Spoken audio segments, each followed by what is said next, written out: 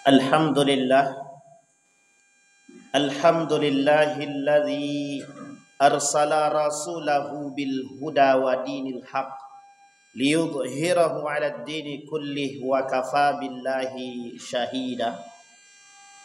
أشهد أن لا إله إلا الله وحده لا شريك له وأشهد أن محمدا عبده ورسوله لا نبي بعد.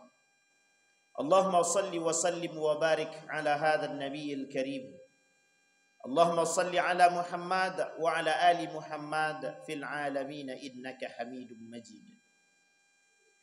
اتقوا الله حق تقاته ولا تموتن إلا وأنتم مسلمون. إن الله وملائكته يصلون على النبي يا أيها الذين آمنوا صلوا عليه وسلموا تسليما. وقال الله تعالى يا أيها الناس اتقوا ربكم الذي خلقكم من نفس واحدة وخلق منها زوجها وبث منهما رجالا كثيرا ونساء واتقوا الله الذي تساءلون به والأرحام إن الله كان عليكم رقيبا. وقال الله تعالى يا أيها الذين آمنوا اتقوا الله وقولوا قولا سديدا يصلح لكم أعمالكم ويغفر لكم ذنوبكم ومن يطع الله ورسوله فقد فاز فوزا عظيما. وقال الله تعالى فصل لربك وانحر. وقال النبي صلى الله عليه وسلم ومن وجد ساعة فلم يضحي فلا yuqarribanna musallana. Sadaqallah. Puji syukur kehadirat Allah dengan mengucapkan alhamdulillahirabbil alamin. Berselawat kepada Nabi dengan mengucapkan Allahumma salli ala Muhammad wa ala ali Muhammad fil alamin innaka Hamidum Majid. Tak terasa waktu berjalan, kedekatan hari demi hari untuk dekat dengan datangnya hari Yaumal Id atau dikenal dengan Yaumal Udhiyah, dikenal juga dengan Yaumal Qurban, Yaumaz Zabhi atau Yauman Nahar. Para ulama membagi, dan setiap kalimat ini tersebut Allah sebutkan juga di dalam Al-Quran dengan kalimat yang pertama Yauman Nahar, yang kedua Yaumaz Zabhi, yang ketiga dinamakan Yaumal Udhiyah, yang keempat disebut dengan Yaumal Qurban. Pada makna yang pertama, pada definisi yang pertama Yaumal Qurban atau nama yang pertama Yaumal Qurban. Kenapa disebut dengan Yaumal Qurban? Karena pada hari itu semua orang yang mampu merelakan segala harta yang dia miliki untuk dekat dengan Allah dengan membeli binatang-binatang yang memang mereka sayangi, yang memang mereka keluarkan dari harta mereka yang halal untuk semakin dekat dengan Allah. Yauman Nahar. Apa arti Yauman Nahar? Hari di mana orang-orang muslim merelakan, mengikhlaskan binatang yang mereka beli, mereka binatang yang baik, yang bagus, untuk mereka sembelih Yauman Nahar. Dan mereka persembahkan bukan untuk manusia, tapi mereka sembahkan kepada Allah. Tetapi di dalam riwayat yang lain, kata para ulama, persembahannya bukan hanya untuk Allah, tapi begitu juga hablum minan nas. Memperkuat, mempercantik, memperindah, memperkuat ketaatan kepada Allah melalui jalur silaturahim dan hablum minan nas. Ketaatan kepada Allah terbangun pada masa Yauman Nahar dengan melakukan ritual atau ibadah yang disebut dengan an-nahar atau kurban. Yaumaz Zabhi diartikan sebagai Yaumaz Zabhi adalah hari pemotongan, di mana umat muslim pada hari itu semuanya memotong hewan-hewan kesayangan, memotong semua yang mereka miliki, memotong semua nafsu-nafsu yang mereka miliki, memotong semua karib kerabat dari golongan syaitan dan iblis, untuk mereka serahkan kepada Allah. Maka sejarah kurban ini setidaknya terdapat dalam dua sejarah. Yang pertama terjadi pada masa Nabi Adam alaihissalam antara Habil dan Qabil. Yang kedua terjadi pada masa Nabi Ibrahim ketika dimintai oleh Allah untuk menyembelih anaknya yang bernama Ismail. Pada kalimat yang pertama yang tadi kita bacakan dalam ayat fasalli li rabbika wanhar. Maka pada kalimat ini para ulama mengatakan kalimat ini adalah kalimat perintah. Wanhar. Maka lakukanlah pemotongan untuk Allah, berikan yang terbaik untuk Allah. Ketika Habil dan Qabil diperintahkan oleh Allah untuk menyediakan atau memberikan yang terbaik, pemberian yang terbaik yang bisa mereka berikan kepada Allah. Maka diberikanlah. Maka salah satu di antara mereka memberikan yang terbaik. Maka terjadilah perselisihan yang kelak menjadi awal pertumpahan darah di muka bumi. Yang kedua pada masa Nabi Ibrahim alaihissalam. Begitu kuat pengorbanan Nabi Ibrahim. Karena sudah lama tidak memiliki anak. Diberikan cobaan oleh Allah. Sehingga turun ayat Al-Quran yang mengatakan bahwa anak adalah ujian, fitnah bagi setiap umat manusia. Maka ketika itu Nabi Ibrahim diberikan anak. Ketika diberikan anak, begitu cintanya Nabi Ibrahim. Di tengah cintanya Nabi Ibrahim kepada anaknya, turun perintah. Kemudian dia katakan kepada anak, wahai anakku, bagaimana pendapatmu? Aku diperintahkan oleh Allah, anni azbahuka fanzur madza tara.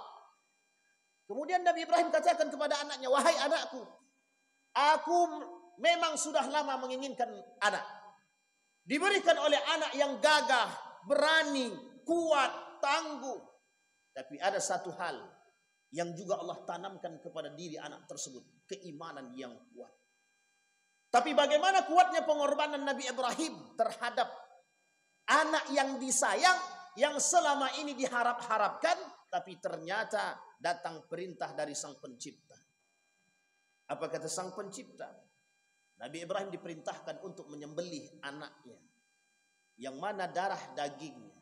Kemudian karena keimanan seorang anak, disampaikan kepada sang ayah, lakukanlah maka engkau akan melihat aku dalam keadaan ketakwaan dan beriman. Sebelum perintah ini datang, Nabi Ibrahim begitu juga. Ketika sudah memiliki anak, dan anak ini baru lahir, diperintahkan. Datang kecemburuan pada istri yang pertama Nabi Ibrahim. Kemudian Nabi Ibrahim melalui inisiatif mengantar sang istri kedua dan anaknya yang bernama Ismail untuk pergi meninggalkan tempat Palestina menuju Makkah Al-Mukarramah yang ketika itu disebut dengan Hijaz.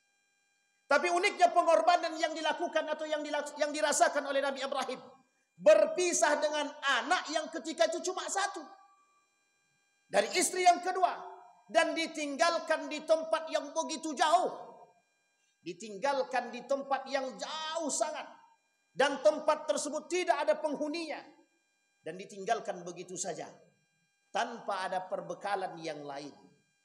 Tapi apa jawaban istri ketika dia bertanya kepada Nabi Ibrahim, apakah ini perintah dari Tuhan? Apakah ini perintah dari Allah? Nabi Ibrahim tidak menjawab, hanya memberikan isyarat dengan menganggukkan kepala. Kemudian istrinya berkata, jika ini perintah dari Allah, maka mustahil Allah akan meninggalkan kita dalam kesendirian. Ma'asyiral muslimin rahimakumullah. Perjalanan Nabi Ibrahim butuh pengorbanan. Perjalanan ketakwaan butuh pengorbanan. Baik yang bersifat wajib, begitu juga yang bersifat sunnah. Maka para ulama ketika ditanya apa hukum daripada udhiyah, apa hukum daripada kurban, maka dijawab oleh para ulama melalui hadis baginda Nabi Muhammad sallallahu alaihi wasallam. Kata Nabi, laisa biwajibin.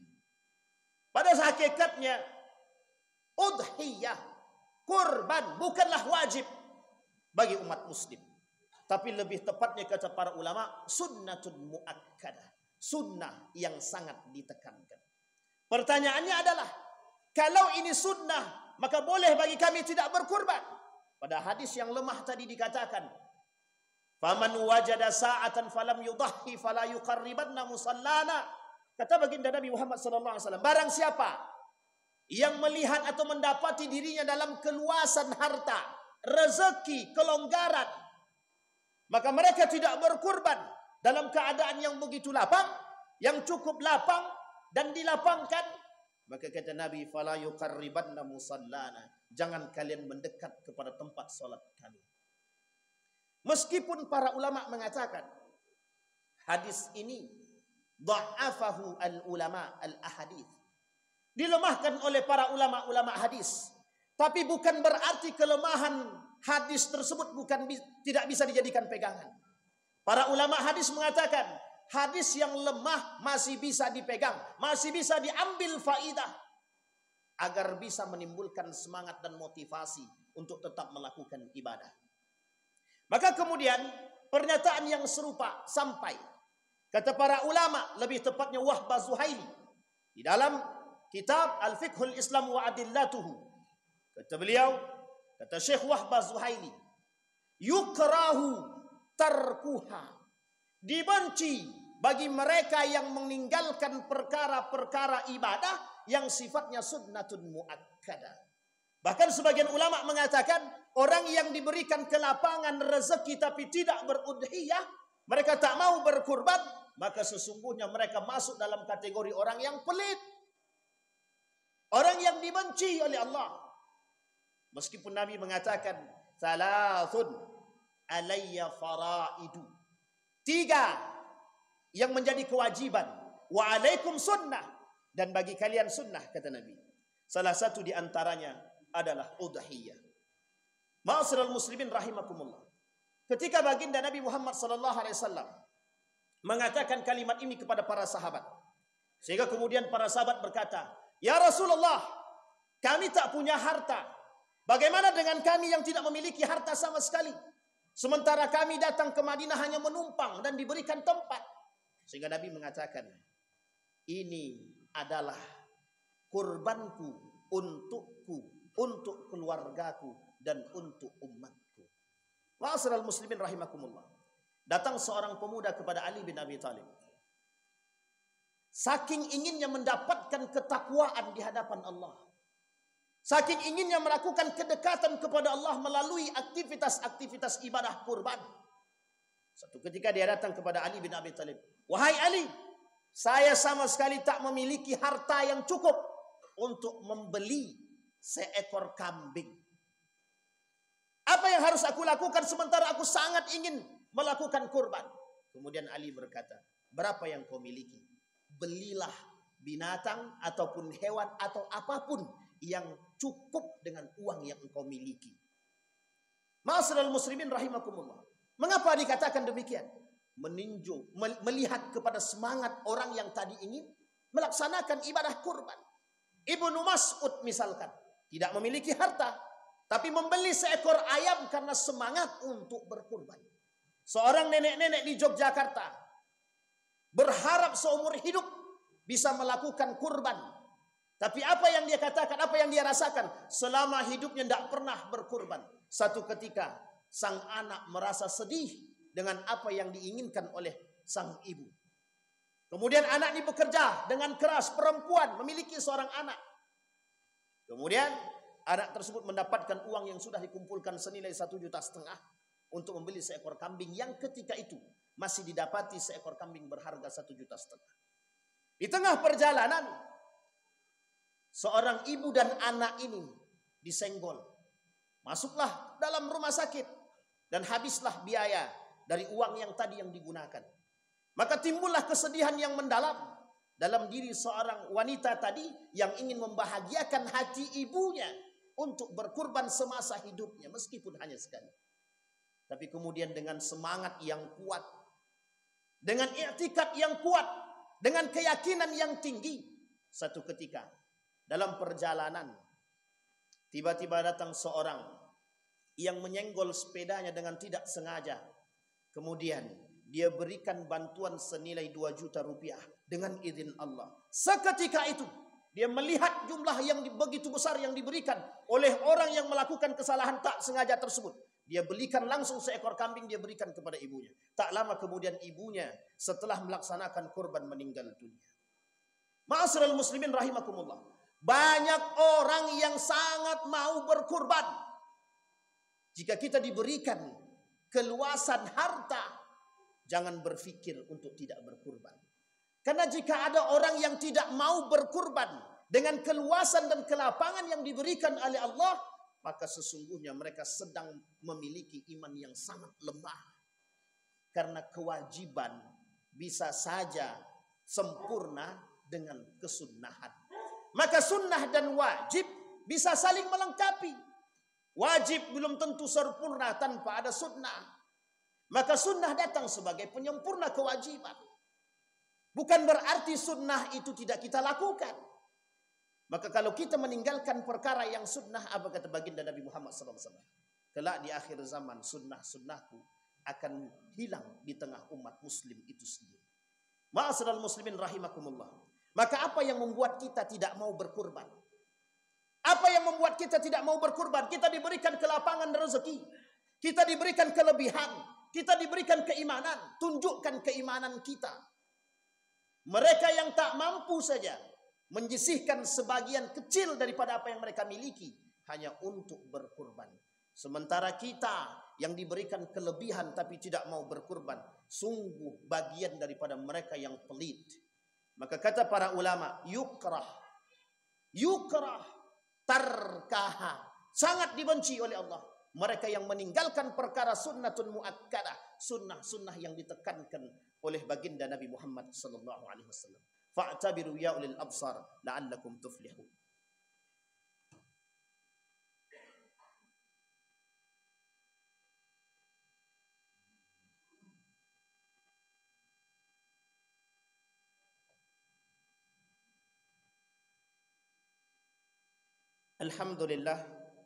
Alhamdulillahilladzi hadana li hadza wa ma kunna linahtadiya laula an hadana Allah. Ashhadu an la ilaha illallah wahdahu la syarika lah wa ashhadu anna Muhammadan abduhu wa rasuluhu la nabiyya ba'd. Allahumma salli wa sallim wa barik ala hadzal nabiyil karim.